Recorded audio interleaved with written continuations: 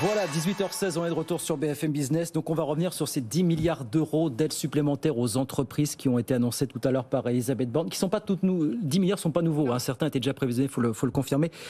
Elisabeth Borne vient de les détailler, on va en parler quelques instants avec Jean-Guillaume Daré qui est avec nous par visio. Bonsoir Monsieur Daré, merci beaucoup d'être avec nous quelques minutes. Vous êtes délégué général du SDI, le syndicat des indépendants et des TPE. On va pas avoir le temps malheureusement de tout expliquer, c'est très technique, mais on sait notamment que l'État va prendre une partie de la facture d'énergie des petites entreprises, la partie de la facture qui est exposée au prix du marché.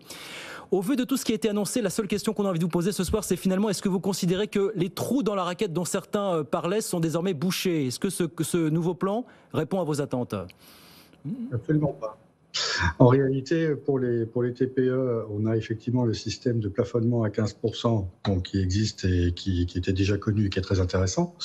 Mais là, pour les TPE qui sont en dehors de ce dispositif, on n'a aucune information concrète sur le plafonnement qui va pouvoir être amené aux factures d'électricité ou de gaz suite à ce dispositif.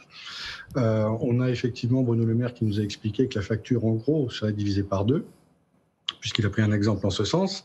Maintenant, une facture divisée par 2, tout dépend de la multiplication antérieure de la facture. Si la facture a été multipliée par 3, 4 ou jusqu'à 10, comme il l'a indiqué, on peut toujours diviser par 2 la facture. Ça fait quand même encore une très grosse augmentation à prendre en charge par l'entreprise, et les TPE n'auront pas forcément la possibilité de prendre en charge ce type d'augmentation. Ça veut dire que quelles mesures pour vous ont été adaptées véritablement? Qu'est-ce qui vous manque à votre sens ce soir?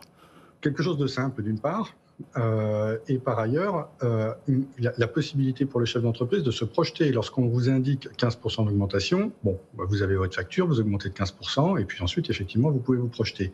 Là, on n'a aucune information concrète sur ce que ça représente pour une entreprise hors ce cadre-là. Demain, un adhérent m'appelle et me dit, bah voilà, moi je suis boulanger, je suis en dehors du système, comment on peut payer? Aucune idée.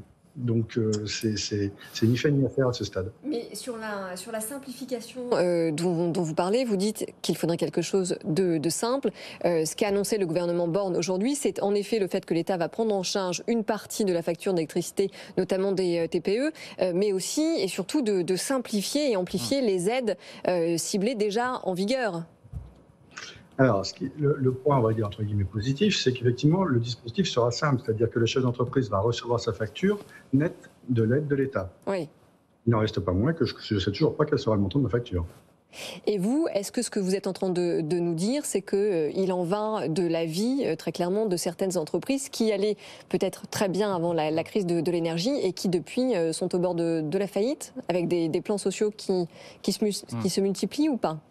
Ben, on a vu encore ce matin avec l'étude d'Allianz qu'on part, on le sait déjà, sur les TPE, sur un très grand nombre malheureusement d'entreprises, en tout cas plus que dans l'année 2019, qui ont déjà fermé leurs portes. On ne parle pas des professionnels qui cessent leur activité volontairement parce qu'ils en ont marre, tout simplement, ils ferment les portes sans forcément passer par le tribunal de commerce.